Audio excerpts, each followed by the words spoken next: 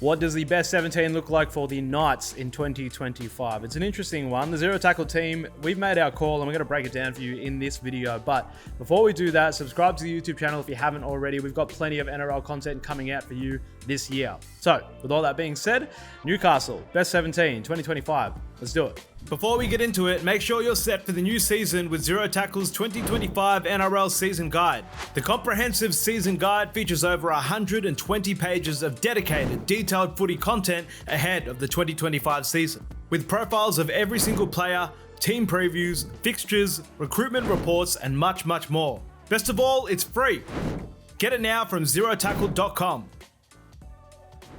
And here to break down the best 17 for the Newcastle Knights for 2025, Darren Parkin. Darren, they snuck into finals last year, pretty much on the back of Kalyn Ponga. So can they be a team that balances him out? Yeah, they certainly need to. I mean, they fluctuated between looking like a top four side when he was up and firing and a bottom four side when he wasn't there, and miles off contention. So, crucial his availability and his form, and he stands up under that pressure enormously. I think one of their issues also was last year they played most of the season not knowing exactly what their best 17 looked like. A lot of changes, a lot of their pairs would move around. So we're going to have a crack at seeing if we can find it for them. Yep, absolutely. So let's get into it, starting with the backs. All right, starting with the number one, obviously, Kalyn Ponga. No one's taking that spot off him. No, they're not. And genuine star of the comp, they need him fit all year. If he was to be injured, they'd probably move Fletcher Sharp into that role, as they've done a lot of times in the past. They have got Englishman Will Price on their list if they wanted to do something different and keep Fletcher in the wings. But, at this stage, that would be the order of proceedings, I would think. Yep, absolutely. So you've named Fletcher Sharp. We've got him as a winger, and on the other winger we have Mazu. Yeah, and look, Fletcher Sharp could play any number of key roles, so it's no guarantee that he'll stay in this position, but ideally, with everyone available, that's what it would look like for them. Greg Mazu can score, he can break the lines, he's a powerhouse and a really important attacking weapon when they've got their system working. Yep. In the centres, we have Gagai and Bradman Best. Yeah, Gagai, a few concerns over his form last year. If that continues in that path, then he might become vulnerable in this spot. Certainly at his best, it's his. But and then you look at Bradman Best, who was a star junior. Took a little while to translate that into the big time, but he's doing that now.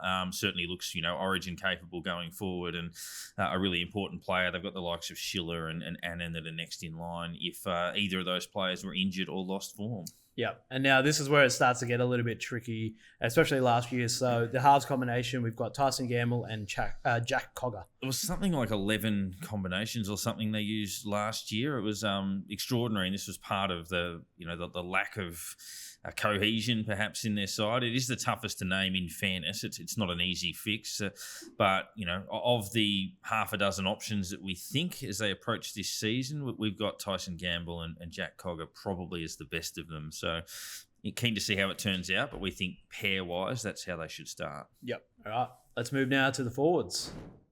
All right, so starting with the props, we've got Saifidi and Leo Thompson, and then in that lock role, Adam Elliott. Yeah, Saifidi leads the forward pack now. He's crucial to that setup and probably the first guy they look at. Leo Thompson, his final season before he joins the Dogs in 2026, but he'll certainly get one of the prop spots. And Adam Elliott would be keen to match what he's done in the past after switching from the edges. Got a bit of depth. Matt Croker, the most likely backup option to that group for the Knights, so with his ability to play in either prop or lock. And then they've got a host of young talents who are Paul Bryan, who we'll talk about a bit later, Cody Hopwood, probably three options that could push for some time on the ground. Yep. And then in the number 9, we have named Jaden Brayley. So first choice, but maybe some injury concerns there. Yeah, which makes it a slightly less certain decision than it would have been in the past. If his body holds up, then definitely he becomes that choice. Matt Arthur, the one that's sort of waiting right there in the wings to take that opportunity if it comes. Yep. And the second row is Tyson Frizzell and Kai Pearce-Paul. Probably got three options here, which they'll settle on 2. We've squeezed Dylan Lucas out as the third option. I think all three of them will play. He'll be on the bench and used quite a bit in minutes. But yeah, Frizzell and Pearce-Paul will start for mine. Alrighty, and rounding out the 17 with the interchange. So some guys that can play, they have a bit of versatility, which is what you want in your interchange. So Phoenix Crossland, Dylan Lucas, Matt Croker, and Brodie Jones. Yeah, Phoenix Crossland can play hooker or in the middle. Dylan Lucas gives him that forward pack depth, as we mentioned, sort of 3 into 2. He just gets squeezed to the bench.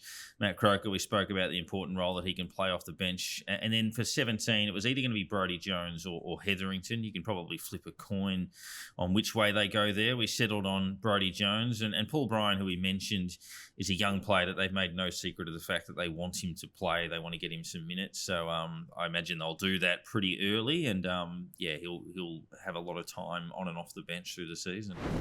Well, that's our best 17 for the Knights. So obviously, it's the same story as last year. They just want to get some consistency and maybe just lock in that halves combination. Yeah, and when you're a bit top heavy like they were, that a lot of that comes from that, where you've got these reliable options that are playing every week, and everything around them is rotating and changing, and there's that lack of cohesion. So for a side that's played finals a bit of recent times, that's really important for them. If they get a set system and some guys that get used to playing in roles with each other, that'll give them the best chance of being a bit more balanced. Yep, absolutely. So thank you for that, Darren.